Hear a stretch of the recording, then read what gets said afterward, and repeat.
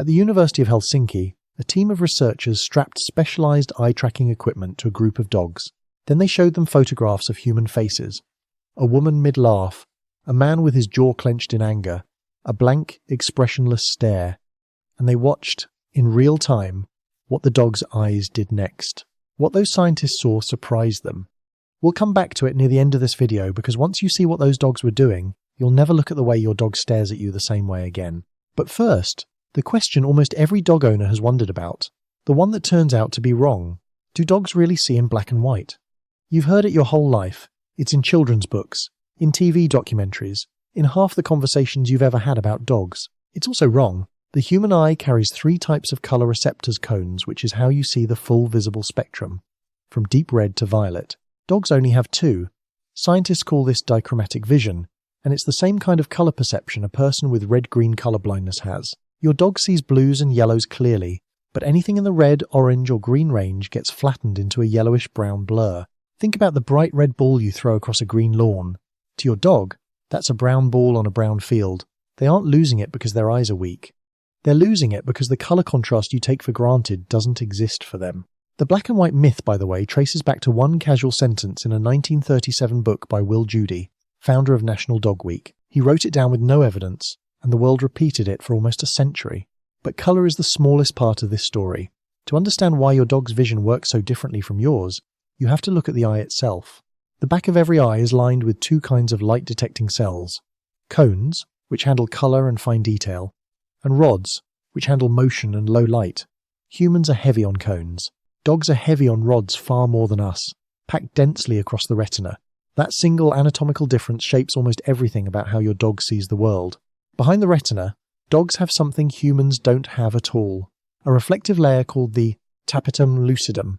When light enters their eye, it hits the retina once, passes through, bounces off this mirror-like surface, and hits the retina a second time on its way back out. They essentially get 2 chances to read every photon that enters their eye. That's why your dog's eyes glow in the dark when light catches them. You're seeing the tapetum reflecting back at you. The cost of all this is detail. Dogs sacrifice sharpness for sensitivity. A scene that looks crisp to you looks softer to them, more impressionist painting than photograph. But what they lose in resolution, they gain somewhere else entirely. Picture the same scene through 2 different lenses. Yours is a high-resolution photograph. Sharp, colourful, finely detailed, but limited in low light and slower to catch sudden motion. Your dog's is something more like a security camera. Lower resolution, muted colour, but built to detect the smallest movement, the faintest light, the slightest shift in a familiar environment. Neither lens is better. They're built for different jobs. Yours evolved to read fruit on a branch, faces in a crowd, expressions across a dinner table. Your dog's evolved to track movement through dusk, to spot something at the edge of a tree line, to read the world in motion before your eyes even notice anything changed. When you understand that, the way your dog watches the world starts to make sense. This is where it gets impressive. Dogs can detect motion at distances that would leave you blinking. Researchers have found they can identify a moving object up to 900 yards away, more than 8 football fields. Standing still, that same object would be invisible to them at half the distance. Their field of view is wider too. You see about 180 degrees around you. Most dogs see closer to 240. That extra peripheral range is why your dog notices the squirrel before you do, even when they appear to be looking somewhere else.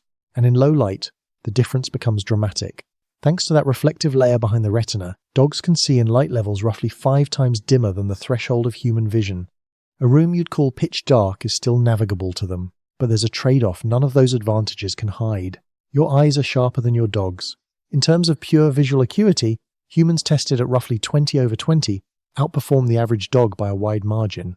Most dogs measure somewhere around 20/75, which means what you see crisply from 75 feet away, your dog needs to be 20 feet away to see with the same clarity. That gap shows up in everyday life more than people realize. Your dog probably doesn't recognize you from across a parking lot the way you'd assume. They recognize the shape of your walk, the rhythm of your movement, the faint outline of your silhouette against a familiar background. The details come later, when you're closer or when scent fills in the rest. And that last part is where most explanations of dog vision quietly fall apart. Because here's what almost no video about this topic ever tells you. Vision for a dog isn't really a separate sense.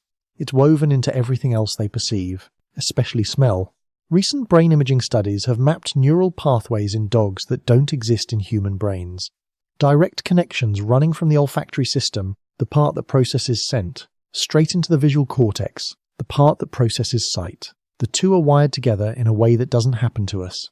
What that means, in practical terms, is unsettling.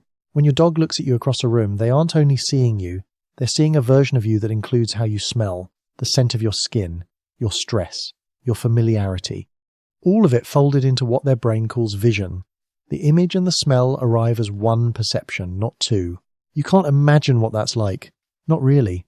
We don't have a word for it. But the next time you watch your dog scan a room, understand that they aren't just looking, they're reading a layered picture you don't have access to. One where sight, scent, and memory are stitched together into a single experience. That changes what it means when they look at you. Now back to the experiment from the beginning. The eye tracking study. Photographs of human faces. Researchers watching what the dog's eyes did in real time. The dogs didn't just glance at their faces, they scanned them in a specific, repeatable pattern. Eyes first, then the mouth, then back to the eyes again. The exact same pattern human infants use when they're first learning to read emotion from a parent's face. But here's what the researchers didn't expect. The dogs lingered longer on the angry faces than the happy ones. Their gaze held, their bodies tensed. They weren't just identifying the emotion, they were responding to it. The same way a child does when they sense something is wrong in the room. Now think about your own home. When your dog looks at you from a few feet away, really looks at you, they're picking up information you didn't consciously send. The tension at the corner of your mouth, the micro shift in your eyebrows, the way your gaze moves when something is wrong but you haven't admitted it yet. Most humans miss these signals in each other. Your dog often doesn't. And in 2015, researchers at Asabu University in Japan measured oxytocin levels in dogs and their owners during mutual eye contact. Both went up. The same neurochemical that bonds a mother to her newborn was firing in both species. Just from looking at each other. Your dog isn't only seeing your face, they're being chemically changed by it, and so are you. There's a word for this. For the idea that every species lives inside its own version of reality, built from its own particular senses. The word is Umwelt. It comes from a German biologist named Jakob von Uexküll, who proposed it more than 100 years ago. The idea is simple but strange. Your reality and your dog's reality aren't the same world rendered at different resolutions. Neither version is more true than the other, but it does mean that when you wonder what your dog is thinking, you're really asking what their entire world feels like, and the honest answer is that no human will ever fully know. What we have is science. The cone counts, the acuity tests, the eye tracking studies, the neural maps. But I want to be honest about what science still does not fully know. We do not fully understand how dogs experience colour inside their own minds. We do not know exactly how much vision differs between breeds, ages, and individual dogs. And we still cannot truly imagine what it feels like when sight, scent, motion, memory, and emotion arrive as one combined picture. That is the strange part. Science tells us enough to know their world is not like ours. But everything we still cannot know is what makes them even more interesting.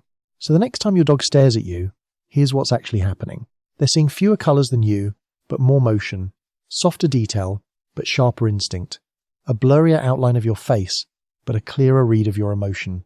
They're missing things you'd consider obvious, they're catching things you'd never notice, and the whole picture is laced with information from a sense you don't even have access to. The world your dog lives in isn't a lesser version of yours, it's a different one. Before you click away, I want to ask you something. Has your dog ever looked at you in a way that felt like they knew something you hadn't said out loud? Tell me about it in the comments.